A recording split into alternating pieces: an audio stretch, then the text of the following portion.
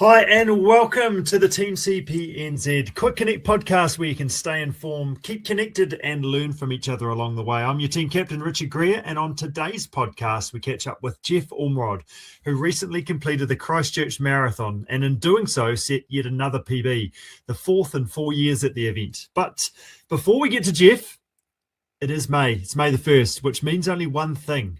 Our May Meters Month has kicked off. It's opening day today, and in opening morning, there's been a fair bit of action. And actually, I'm just going to go to my app on the phone here. So part of our May Meters Challenge is we've got an app here, and we have got the leaderboard of the May Meters, how everybody's tracking so far. There's been quite a bit of enthusiasm. We've got heaps of people logging in.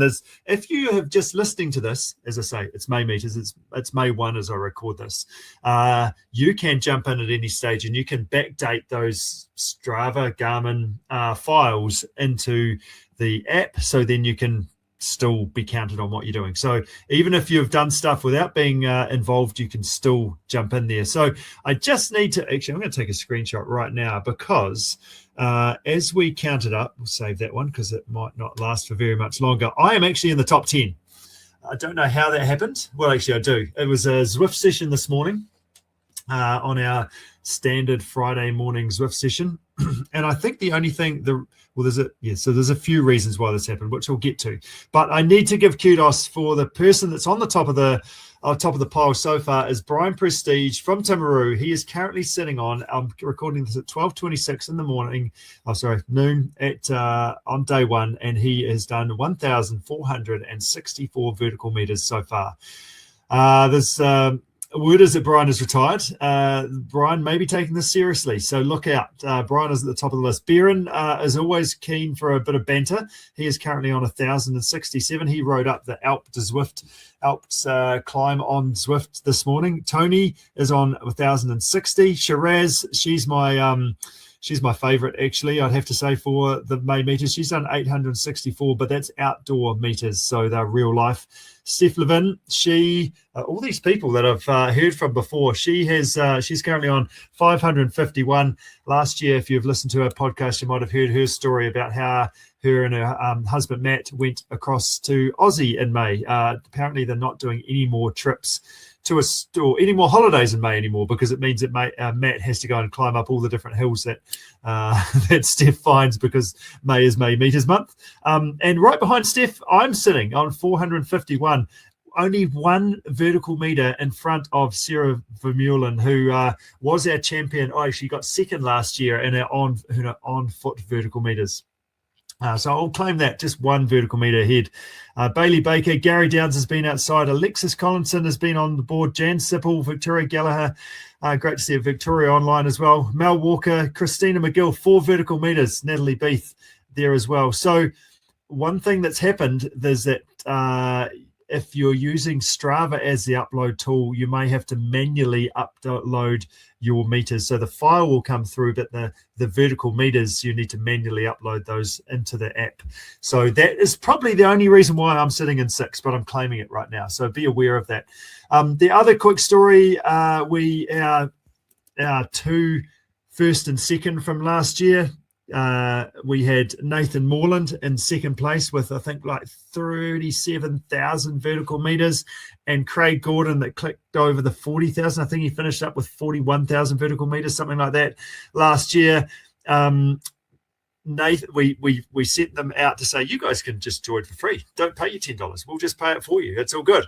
Nathan was like, no, I can't put myself through that. Well, I can't trust myself to turn up to do this. So I'm going to try and I'll support. I'll be there. I might, I'll do some writing. I'll cheer people on, but I'm probably not going to be there. But Craig Gordon late yesterday just did actually jump online and register, so that's quite good. And then all of a sudden this morning, Craig Gordon is on our Zwift session, joining everybody else on our hill climb this morning. So Craig is underway with his challenge as well. So I don't know whether we encourage Craig or we need to sort of collectively try and support Craig through the month so he doesn't get out of hand, so he can make some adult decisions about what he's doing and how he's spending his time through the course of the month. So it's all good banter, it's all good fun, and I'm really looking forward to seeing how the month unfolds. I think the key thing with the month of May with our May Meters Challenge is really about consistency. And if you can put a consistent month of climbing hills in, it really does set you up. It really sort of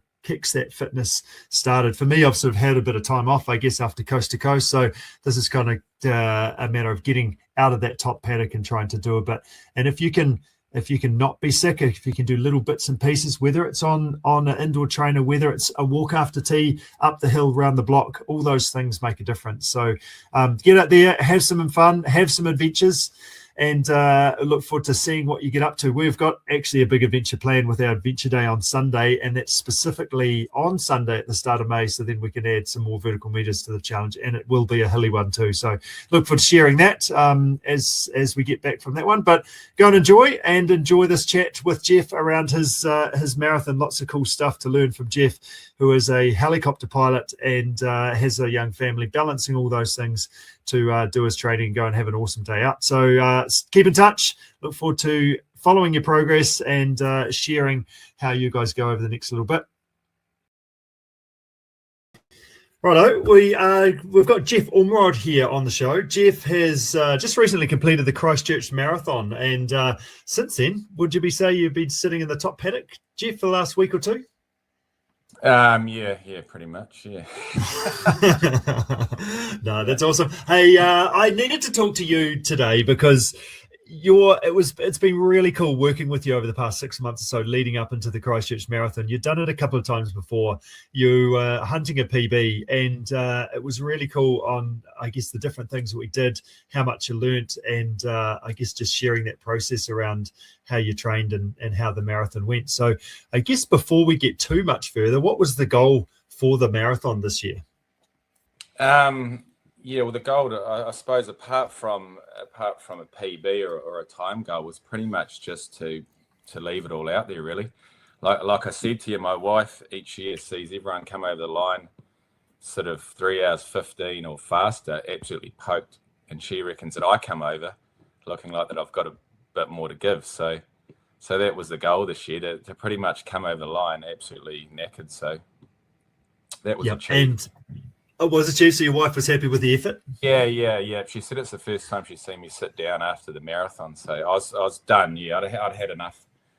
So that was the goal. And also a PB is, of course, always the goal. And I was aiming, I set a pretty ambitious time, and missed it by a little bit, but I still with a PB, so you got to be happy with that. How much was your PB by, Jeff? 10 minutes. Yeah, that's a pretty solid PB, I'd have to say. Yeah. I think we had to share that number. Yeah, I'm pretty happy. So that's my fourth one I've done, and I've run faster each time, so I'm pretty happy with that. Tell us about that progression over the last 4 marathons. Which ones, has it always been Christchurch, or have you done other events? Yeah, it's always been Christchurch, just for the fact that the laps are good for the family. They can watch me, each lap, and it's close to home, and we sort of make a weekend out of it. And I'd always wanted to do one, and that one was close, and then I quite enjoy it. So I've sort of keep doing that one. But yeah, I had, probably like most people who do a marathon, I had absolutely zero idea for the first one. And I was a super crook. I'm pretty sure I actually had COVID. I didn't realise. But finished that. I got through it. Mm-hmm. And then and what were the learnings out of that? Like as that first one? Can be pretty tough. Everything, fueling, is a big thing. Just the training time on the legs, I just had no idea really. I was just sort of bumbling through, and there's that much information on the internet, and I was trying to, it being crook didn't help, but I finished it and cramped up, etc., but got there in the end. Yep, went to war, got home again, but only just. But it feels like there probably was some chafing going on as well. Would that be fair? Yeah. Oh, yeah. So that was good. I was happy I got it done, but definitely I decided that I'm going to try and actually put a bit more effort into it for the next one. Yep, and, good. And then, same again. Really, I sort of just had a bit of a generic online like PDF training plan. Didn't really follow it too well, and ran a bit better. I think I ran under 4 hours that time, about 3:55. So that was about 15 minutes off, and then. Good. And I was like, right, I'm actually going to get a proper plan. So the third time I actually got one of the Will O'Connor plans online, which was really good, synced up to my watch, and I had a proper like training plan, and that was good. And then I think I shaved like 20 something minutes off it. More. Amazing, that's cool. So something. using That training peaks and using structured workouts to do certain efforts and things. Yeah, just to my watch, it was good. It would flash up each day, and it's sort of like you're looking at your watch and you're like, right, you sort of hold yourself accountable. You're like, right, I've got to go and do this. Otherwise, I just, as you know, if you don't put the effort in the actual day of the run, it's no good. Yeah, that's right. There's nowhere to hide in a marathon, is there? No, not really. Yeah, and my fueling was a lot better. I did a lot more research around fueling and nutrition and stuff like that, and that helped a lot. I didn't cramp or anything, but I just felt like I had a bit more to give, and that's when I thought, well, I'll get hold of you and see, actually do it properly with some proper. Nice. Yeah, coaching, and we caught up on it every couple of weeks or so, and did that. But, and before we sort of dive too deeply into sort of some of the training sessions we did, tell us about what you do. What do you do for a job? Where do you live? You've got a young family as well. Yeah, I live in a little place called Orari, just out of Geraldine. So you're just north of Timaru. So wife and 3 kids, a little lifestyle block here, and fly helicopters for a living. So in the summer, I'm usually at Mount Cook, a little bit of a roster, and then just about to head to Canada again. So sort of from May to October, I'm in Canada at a month at a time, and that's pretty much it. So you're flying as more sightseeing, is it? So over the summer, sort of the tourism stuff. Yep, and then in Canada, we're sort of supporting the mining industry, gold exploration mainly. Yeah. So that's pretty busy and full on. It's still super busy at the moment. So about to head off there on Sunday. And so my running and fitness sort of goes to the pack for the next few months, unfortunately, but it is what it is. Yeah, that's right. So you'll get out later today and see some sun before you head over and give it heaps. I have to say it's been awesome working with you, just because helicopters and a helicopter pilot, helicopters are the coolest thing ever.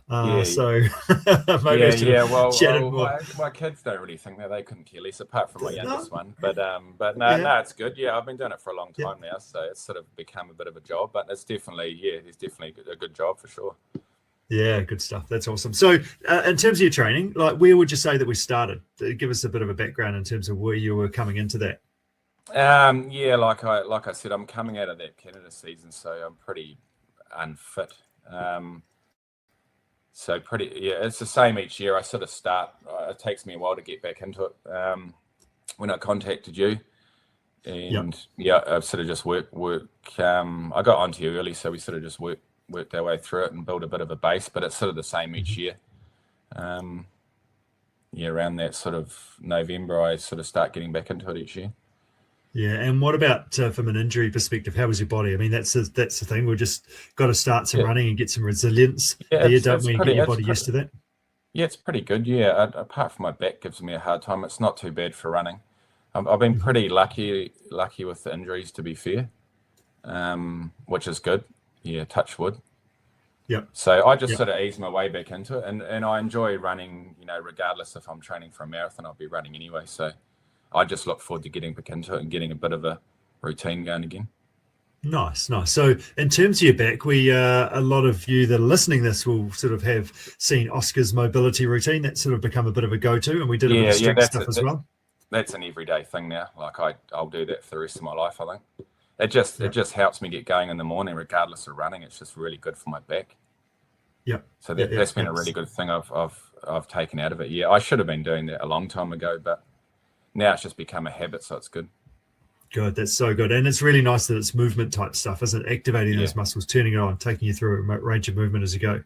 And then in terms of that build up, if you reflect back, how did you fit those sessions in? How did we go about fitting the training in sort of around, because you were kind of roster, you were away down in Mount Cook, then you're home for a bit?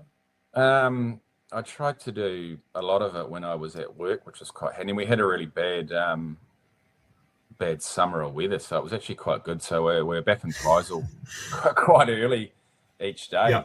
So that was quite handy actually. And then I sort of just, I think we were doing 3 or 4 a week, and I was either plan that you had for me, I could sort of juggle around. If I had a busy day and got back to Tysel late, I'd push off the run to the next day, etc., etc. If I knew a bit of weather coming, it was quite handy. And then I would do my other runs sort of around when the kids were at school, when I was at home. I try not to let it get in the way of my family time. So, I'm either doing it at night when they go to bed, or I'm doing it when I'm away or when they're at school.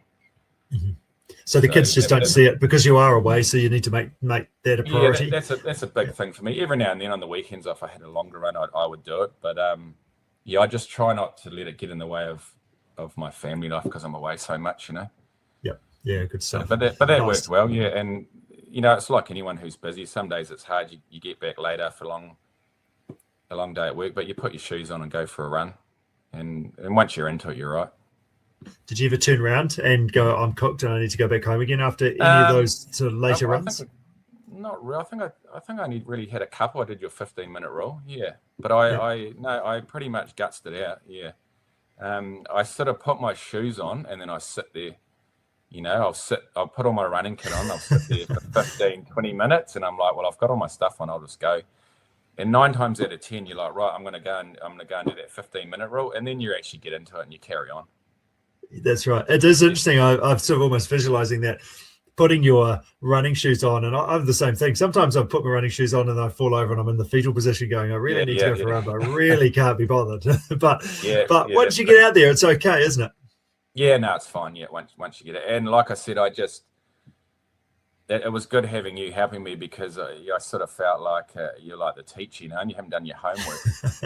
and when we have a catch up, you're like, how did it go? And you can't actually lie. You can say, oh, it was good. And then you're like, okay, well, you actually didn't do any of your runs. And at the end of the day, you're just cheating yourself. I actually enjoy the process of training, but we're all human. And a lot of the times you just can't be bothered, when you've had a long day and you may have not eaten properly and you're over it, but, you never feel bad after a run, good or bad. You always feel better. That's exactly the right thing to say. And then hey, we drop the intensity down. We'll just do the 15-minute rule. That's fine. Sort of thing. Having that low barrier just to get started. Just get your shoes on. That's a good. But I think I only actually did that a couple of times, to be fair. Which was good. Yeah. Good, because it's hard to take your shoes off once you've got them on. You might as well go for a run since you're in them anyway. Exactly, I've never done that. That's good. It's good. We did talk a bit about technique as well, thinking about we did some sort of stride outs up a hill and things like that. That was good. You had a bit of a play in that. How did you find those? Yeah, it was good. Yeah, I had a good little hill in the middle of Tysel I used to do those on, or I'd drive to drive into town in Geraldine and do them. But I'd saved those for Tysel. I had a good little hill there in the middle of town. It was perfect. No, just explain what we did, what they were about. They were just those, obviously doing my warm-up. I think it was a 10 or 20-minute warm-up, just a light jog and the stretches. And then it was, I think it was usually 10 or 12 times 15 seconds, was it? Start 5 seconds on the flat and then 10 on a sort of slight incline, just concentrating on form, etc. And that was really good. And if I felt myself getting a bit tired, I would just sort of slow down and just concentrate on my form. Cool. And how did you find that sort of transfer into your longer runs and then ultimately into the marathon, that sort of thinking of technique? Yeah, it was good. Yeah, especially when you get tired in the marathon. I did that this year. I really, when I was getting tired, I just concentrate on my technique, and it sort of takes your mind up a bit if that you're tired, and it's all that, and it was quite handy. Focus on your foot placement and all that stuff, and just keeping your head up, and that was really good. Yeah, nice. Just not get too far ahead of yourself, and because otherwise you start thinking, oh God, I've got so long to go, and I'm not sure if I can do this. But stay in the moment a bit more. I pretty much think that each year when I'm on the start line. What am I doing? But you did do a couple of decent runs amongst your build-up as well, those simulation type ones. Tell us about those, how they went, and sort of what some learning from those were. Yeah, I remember talking about they didn't actually go very well. I'm a bit like that. I I always think my training actually doesn't go that well. I'm not sure why, actually, especially my long runs. I find it a real battle. And this year it was a couple of the weather was rubbish and all that sort of carry on, but that's just all part of it. And I think my long run that I did, which was 30 odd Ks, I sort of mucked my fueling up. I mixed my drink mix up too thick. So I couldn't get that out, but that's good learnings. But yeah, definitely my long runs were a struggle, and I would have liked to do a bit more, but obviously I went away hunting for that week. So I think I probably could have done with another long run, maybe. Yeah, we did do that, and then when you come back, like hunting you were on your feet, carrying a pack, good strength conditioning. Yeah, definitely doing a lot of steps. Yes. But my long runs were a battle for sure. Yeah, and they seem to be like that I don't know why. I seem to don't train very well on my long runs. I always get back and think, how am I going to do a marathon? But when I actually get to the day, it's different. Yeah.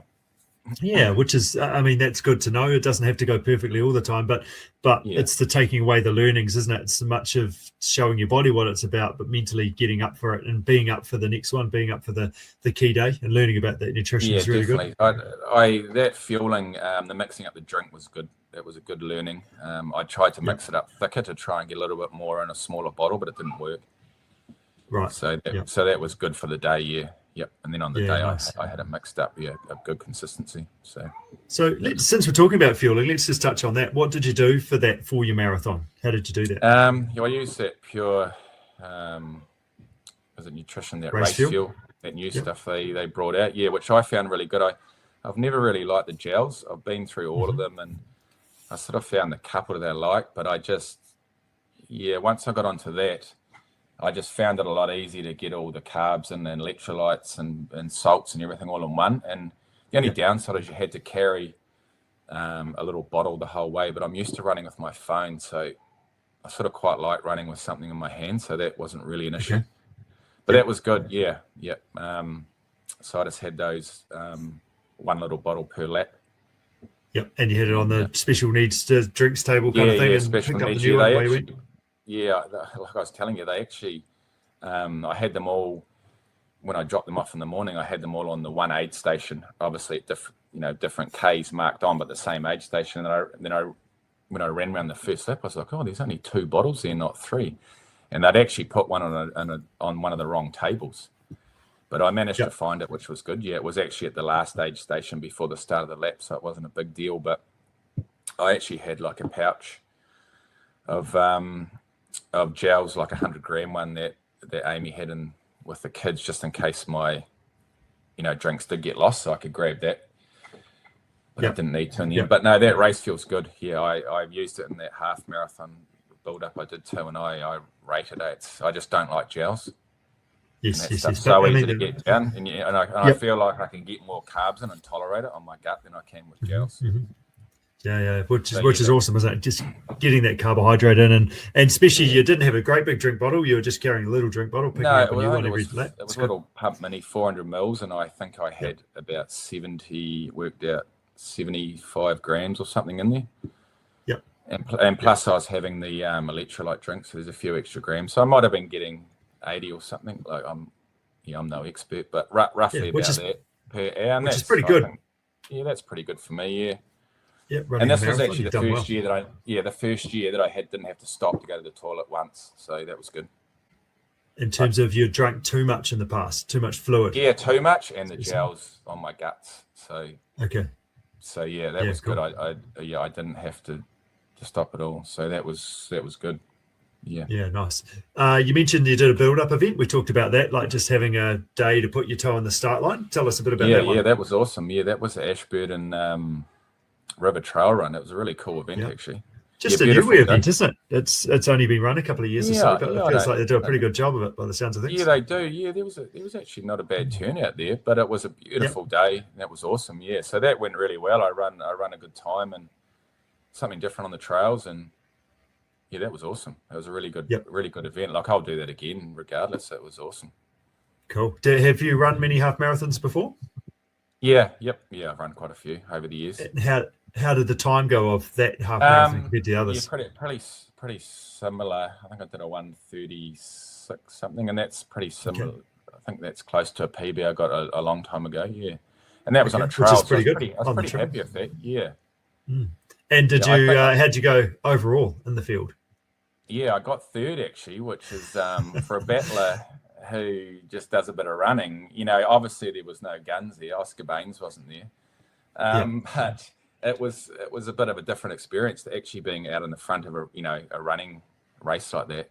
Usually you're just buried in the pack battling yourself, So it was actually quite good. I think that gave me a bit of motivation.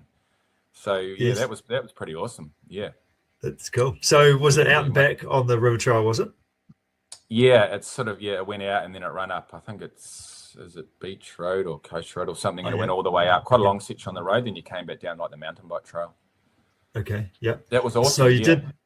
So because it was out and back, like when did you realise that you're actually going okay here? Like when you're turning around running back past people, you're like. Well, I sort of when I took off, I was like, there's about 5 of us up the front, and I thought, this pace is a little bit quick, and I thought, I'll just hold the pace, and if I blow out, I blow out, so be it. And I sort of just kept the pace the whole time. And then the guys were saying, you're third, and I was like, that's okay. And then I just kept going, and I think that's probably the only time I ever get a place in something. It's good though. We've got to celebrate that. That's what this podcast is about. Yeah, absolutely. I actually haven't got my certificate. I must chase that up. You must chase it up. But did you? There's a wee bronze medal that should be hanging on the shelf as well. Should have been. I don't think the kids believe me. I think they just think, when I say you got third, then they're like, what did you get at the Christchurch Marathon? And you're like, about 300. If I'm lucky. Yeah. so you got third on that one, like 300 on this one. Yeah, something like that. But no, it was a cool event. Yeah, I'll definitely do that again. Regardless, it was really well run, and it was good little turnout. I reckon it'd get more and more popular. Yeah, nice. That was nice. Good. It was good little build up, something different. Yeah, good. So with all that build up, with some hunting and your long runs and your intervals and different bits and pieces we did, and some managing work and family and everything like that, how were you feeling standing on the start line of the Christchurch Marathon?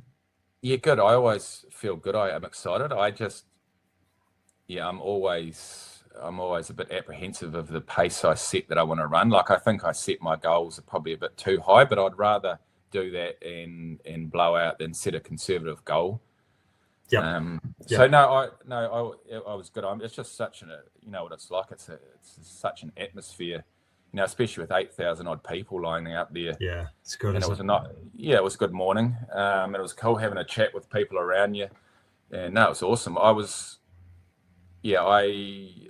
confident I could run a PB, all going to plan, but I wasn't confident I could run that pace I'd set. But I was willing to have a go, and like I said, I'd rather blow out, have a DNF, than cruise to the finish, conservatively. So that was my goals. So I sort of not that you'd be allowed to ever have a DNF, because your wife would probably crack the whip and say, keep going, and you're still achieving the goal of collapsing across the finish line if it's not going well, aren't you? I shouldn't say a DNF, because I would have walked to the finish. It would have been a That's 6 right, hour or something. So I would never DNF. I just that's not me. I would walk to the finish.